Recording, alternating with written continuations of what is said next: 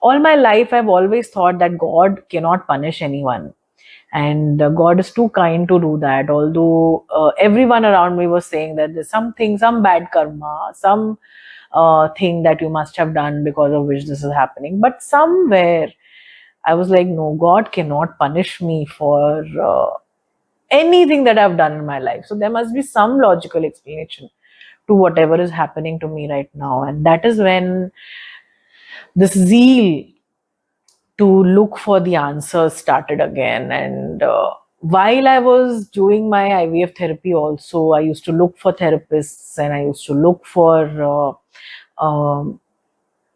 people who could help me. And I would find them very, very expensive. And I would come back home because at that time we could not afford to pay maybe 10,000 rupees towards therapy or towards some workshops that were happening. And during the time that I was undergoing my IVF treatments, I was in Calcutta at that time. And Dr. Newton used to come and hold these workshops there. I could not afford those workshops at that time, but I would go and stand below those hotels and for some time and just think that maybe standing here may help me also, and I may get to know the answer about why I'm facing all this. So when my third IVF failed, that is when I actively started pursuing this. This was in November of 2014 when I had undergone my third IVF treatment. And by December, I was in complete shambles. I was not sleeping at all. And we were living alone. By that time, we had shifted to Bhubaneswar, and we were living alone. I was completely distraught, and Gaurav was instrumental in picking up the pieces that I had become. So, and that time I started hearing these regression audios at home by Dr. Brian Weiss. Somehow I got my hands on 20-minute, 30-minute regression audios online, and I started hearing them at home. And that is when I encountered my first past life. So during one of these times when I was hearing this audio of regression, I saw myself as a tribal woman. And the tribe had this rule that the illegitimate children would be killed off because they believed that they do not deserve to live. And all through my pregnancy, I knew this fact. I knew that this was what was going to happen. So I was very resigned to the fact. And eventually, when I gave birth, so the tribe had this godmother who would come and do these things. And I identified that godmother as my mother from my current life. And I saw her coming into this hut that I was living in. She was there with her helpers, and she helped me deliver that child, and then raised that child up towards the sky in front of me. And that is all that vision was there in front of me. And then they took away that baby, and I never saw that baby again. And all my life, I cried myself to death eventually, mourning for the loss of that child, because and also thinking that maybe if I had tried to stop them and I tried to save my child, the child would be still alive. So I blamed myself somewhere for the death of that child. And that is what I saw. This was somewhere in the January of 2015 when I was doing practicing meditation and hearing these regression audios at home. But then, since I was in this situation and I was already facing all this, I just thought that whatever I'm seeing is my imagination, and I just dismissed it completely.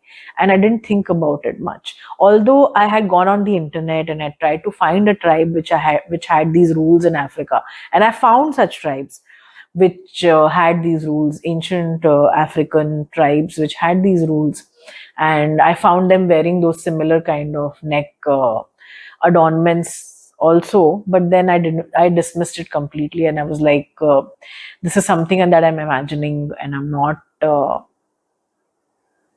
this is not real. So, and then in February This was, I think, the 6th and 7th of February, or the 7th and 8th of February 2015. There was this workshop in Calcutta which was happening, and Dr. Newton was taking it. And it was a family constellation workshop. But since I was so desperate to meet him and to, because somewhere inside there was this calling that whatever problem, whatever answers that I'm looking for, this is the person that is going to help me get it. And not even thinking about what the workshop was about or whatever, I just asked my husband whether we can afford to do it. And he was like, yes, you have to now go to this workshop, and I'm going to make it possible. So when I was in Calcutta, I could never do these workshops. But when I was shifted to Bhubaneswar, I traveled to Calcutta for this workshop, and it was a family constellation workshop. And I sat in that workshop completely in a surrender mode. And I was there looking for answers. I was there looking for the reason that this is happening. And the very first thing that Dr. Newton asked us to do was to draw our family tree, where we were supposed to add the abortions, the miscarriages, the deaths, the murders, and the people who had left the family. Everyone had to be included in that family tree. And as soon as I started drawing that family tree, there was something that stood out to me completely. And that was the fact that in my maternal line, my mother, my aunts, my grandmother, all of them had had several miscarriages or abortions or stillbirths. And there was this line of abortions and miscarriages and stillbirths and not being able to conceive that was there. Although this was there, it was not something that I didn't know as an information. But when I put it down on one piece of paper, that is when it just jumped out to me that how is it possible, when the women in my family have been killing so many babies, that there will be no repercussions. So that was the first thing that I learned, that if there is a line of miscarriages and abortions in the family, then there has to be a repercussion to it. So then eventually Sir told us that if there is a pattern of many miscarriages, many abortions, and many stillbirths in the family, then the eldest child of that family will take on the burden to repay that burden, that karma, and to balance that karma off. And I immediately understood that that was what I was doing, because I was the eldest child of that generation. I was the eldest child in my generation, and I was repaying that karma. And eventually, during those 2 days, in a lot of meditations, I would see those dead children. They would come and talk to me and tell me that the only way that we will be at peace is if you adopt a child. And that was when I opened myself to the adoption of my baby.